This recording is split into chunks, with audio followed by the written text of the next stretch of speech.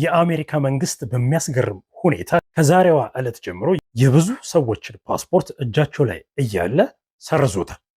ይህ ማለት ምንድነው? ፕሮአክቲቭ ሪቮኪንግ ይባላል። በፊት አንድ ሰው የአሜሪካ ፓስፖርት ካገኘ እና የስቴት ዲፓርትመንት ወይም የውጭ ጉዳይ ሚኒስቴሩ የሚያወጣውን ህግጋት ተላልፎ ሲገኝ ያንን ፓስፖርት ለማደስ ይዞ ሲሄድ ነበር አይታደስልም ተብሎ የሚታገድበት።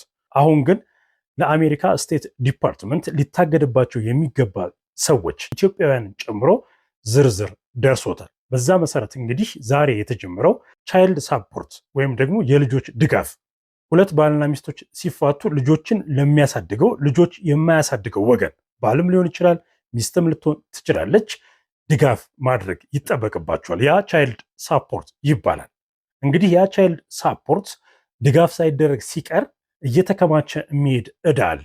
በአሜሪካ ፌዴራል ሎ መሰረት $2500 እና ከዛ በላይ ዕዳ ያለበት ማንኛውም ግለሰብ ፓስፖርቱን ለማደስ በሚመጣ ጊዜ ማገድ ይችላል። ያንን ፓስፖርት መሰረዝም ይችላል። በዛ መሰረት ከአገር ይባረራሉ ማለት ነው።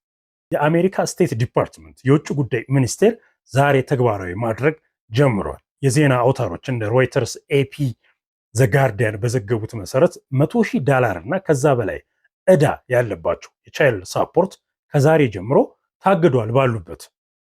ፕሮአክቲቭ ሪቮኪንግ ይባላል። ስለዚህ ፓስፖርቱን እነሱ ይዘውታል፣ ግን የአሜሪካ መንግስት ፓስፖርቱን መሰረዝ ጀምሯል። ቀጥሎ እንግዲህ እየወረደ ሲሄድ በህጉ መሰረት $2500 እና ከዛ በላይ ዕዳ ያለባቸው የአሜሪካ ዜግነት የተቀበሉ የውጭ ሀገር ሰዎች ፓስፖርታቸው ይታገዳል ብሏል። በዚህ መሰረት እንግዲህ የአሜሪካ መንግስት የተለያየ ሁኔታዎችን እያጠና ወደ አሜሪካ በተለያየ ምክንያት የመጡ ሰዎችን ወደ የሀገራቸው መመለስ ጀምሯል። ስለዚህ ከዚህ ጋር በተገናኘ ልትጠነቀቁ የሚገባችሁን ሁኔታ እንድታጤኑ ይህንን መረጃ አስተላልፈላችኋለሁ።